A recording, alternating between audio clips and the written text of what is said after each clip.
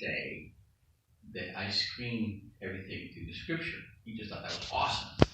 And then last night at the prayer meeting, he was talking about, he's never been in the military, but he just imagined if they put out some sort of message to their whole command or whatever, so everybody gets the message and they get back on it right now.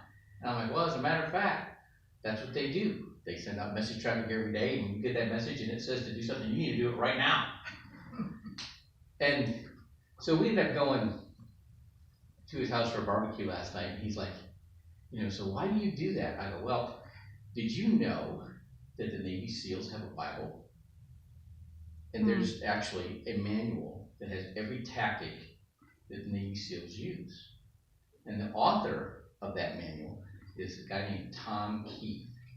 And Tom Keith was a UDT frogman after the Korean War, and he got out of the Navy and was working as a lifeguard in Panama City, Florida. And he sees the other guy come in with UDT shorts on, and he talked to him, and they joined a new command called the SEAL teams. And so he went back in the Navy as a SEAL, and he already had rank, so he was like a first-class petty officer, and went to Vietnam. And it just so happened that my mentor was in a platoon with him.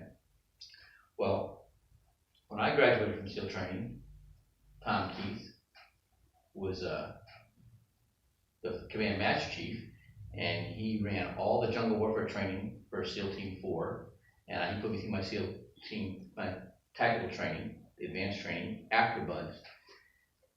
Basically, underwater demolition training is what you go through for 6 months, and then you go through 6 months of probationary training. So he put me through that, and I went through 3 of his jungle warfare courses. 2 of them were taught by him exactly, the other ones were taught his same course, out of the manual. And then I was in the Panama invasion, and long story short, we had 4 dead and 8 wounded. And at 3 o'clock in the morning, they called a ceasefire. I'm like, how'd that happen? We're Navy SEALs. That's not supposed to happen to us. And a couple things came to me that he taught us. You don't engage the enemy unless you have the element of surprise, cover, concealment, and superior firepower all to your advantage. And here we were. The enemy knew we were coming. We were on a lighted runway, nothing to hide behind, and we walked into an ambush. That's never happened to me again. And we would only had 2 guys dead, except some of our other guys forgot. Another lesson he taught us is you don't put your weapon down until the enemy's either dead or out of range. And they went to help some of their buddies, and they got shot. So after that, that was literally the gospel for me. And if my leaders were going against what was in Tom's manual, they had to answer to me. So then when I came to my faith and the actual Bible, I just treat it the same way. So whenever I hear something, see something, experience something, I know, from what I've read in the scripture, I'll go right to it and find it. And if it's not kosher, then I don't go that way. And there's a couple indicators that you find that the devil really has no power except what you give him through your words. And when you say curses, what you're doing is you're giving the devil dominion or power over whatever you're cursing or whoever you're cursing.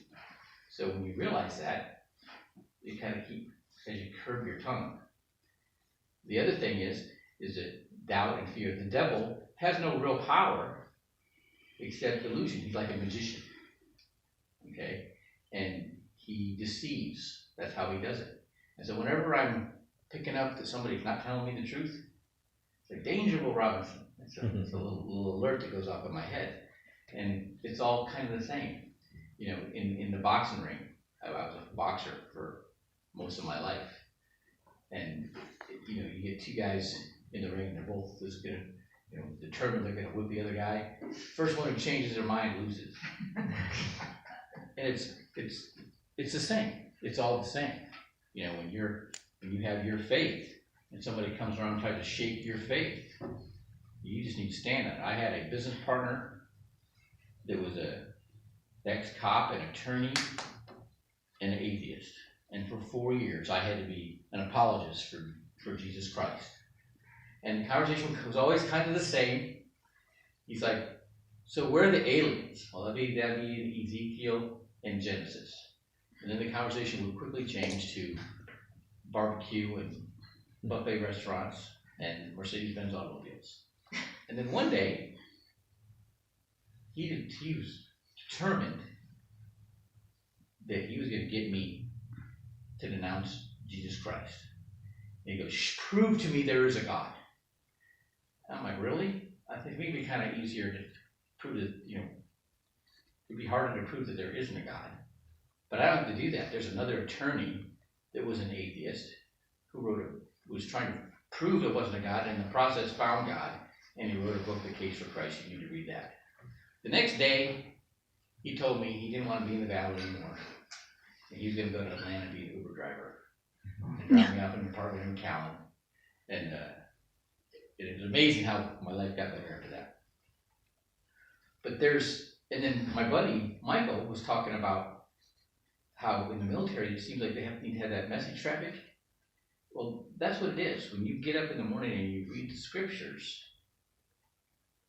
you're getting your message, and you need to act on it. And it's like when we do that, we put ourselves under the command of God. And there are tactics.